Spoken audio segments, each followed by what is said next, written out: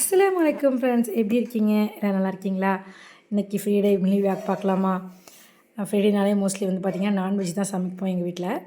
வந்து பிரியாணியாக இருக்கும், chicken biryani, mutton biryani இந்த மாதிரி.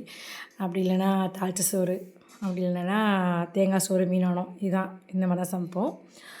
நேற்று தேங்காய் சோறு மீனானம் செஞ்சிட்டதுனால இன்றைக்கி வந்து பார்த்திங்கன்னா சூப்பரான டேஸ்ட்டான வீடே மணக்க மணக்க தாளிச்ச சோறு தாங்க செஞ்சுருந்தேன்.